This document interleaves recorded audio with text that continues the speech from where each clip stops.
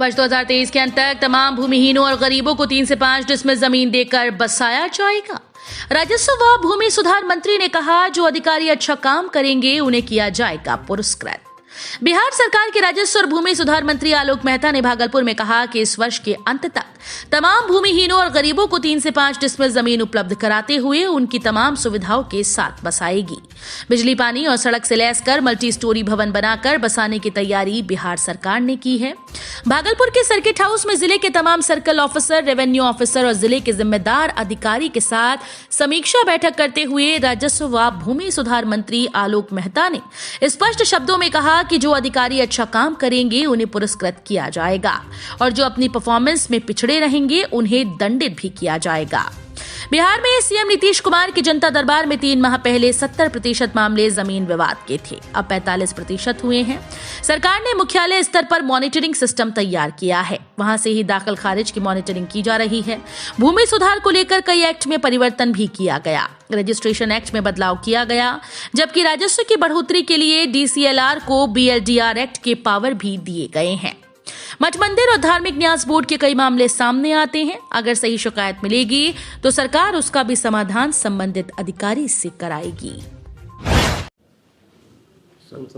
Bhagalpur visit कर रहे हैं, अभी जो मौजूदा दौर है उसमें जो आपका ग्रामीण इलाके की समस्या खासकर जमीन से जुड़ा हुआ है, किस किस तरह की चीज़ों का अभी तक आपकी सरकार ने स्टडी किया? देखिए, वो तो ऑब्जर्वेशन पूरे बिहार का हम लोग कर रहे हैं और 2 महीना तो हमने ऑब्जर्वेशन ही किया है। उसके बाद कुछ हम लोगों ने एक्शन लिया है। कुछ नियम कायदे जो पहले से बने हुए हैं उनके अनुपालन के लिए हम लोगों ने मॉनिटरिंग सिस्टम डेवलप किया है और जो नई चीज़ें हैं उसको हम इंट्रोड्यूस करके हमारी कोशिश यह है कि आम आदमी की जो ज़मीन से जुड़ी हुई समस्याएं हैं उसका समाधान आसानी से हो। इसके पहले 3 महीना पहले जो मुख्यमंत्री के मैंने जनता के दरबार में मुख्यमंत्री कार्यक्रम है उसमें जितने केसेज आते थे लगभग 70% केसेज सिर्फ हमारे विभाग के थे, राजस्व एवं भूमि सुधार।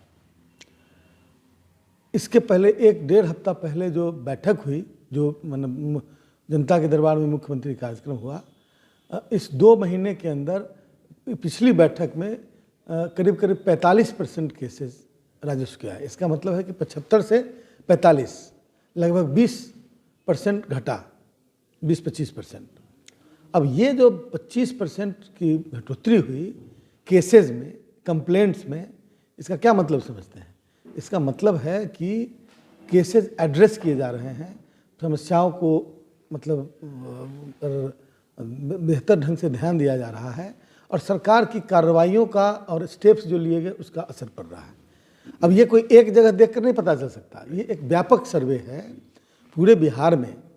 और जो लोग नहीं, मतलब जनता के हित में, जिन लोगों के स्वभाव में परिवर्तन नहीं होगा, जिन लोगों को जिन पदाधिकारियों, मैं अच्छे पदाधिकारियों को प्रशस्ति पत्र भी दूंगा, उसका भी चयन करूंगा, लेकिन जिन लोगों का परफॉर्मेंस बहुत पुअर रहे, जनता की और जनप्रतिनिधियों की बहुत ज़्यादा शिकायत रहे, तो उन पर तो कार्रवाई बहुत स्वाभाविक है, हम उसकी जांच करा के उस पर कार्रवाई करेंगे।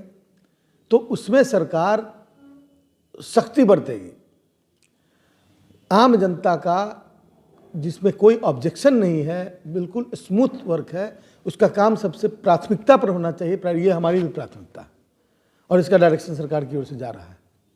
इस मायने में कोई भी एक्सक्यूज को एंटरटेन नहीं किया जाएगा, सीधी बात है।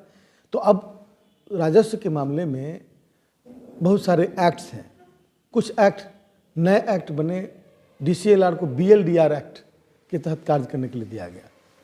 तो कुछ ऐसे एक्ट दूसरे मतलब डिपार्टमेंट के भी हैं या इन चीज़ों से जुड़े हुए, जैसे registration act, all India registration act है, अभी भारत सरकार का एक्ट है, उससे कहीं ना कहीं अलाइनमेंट नहीं है।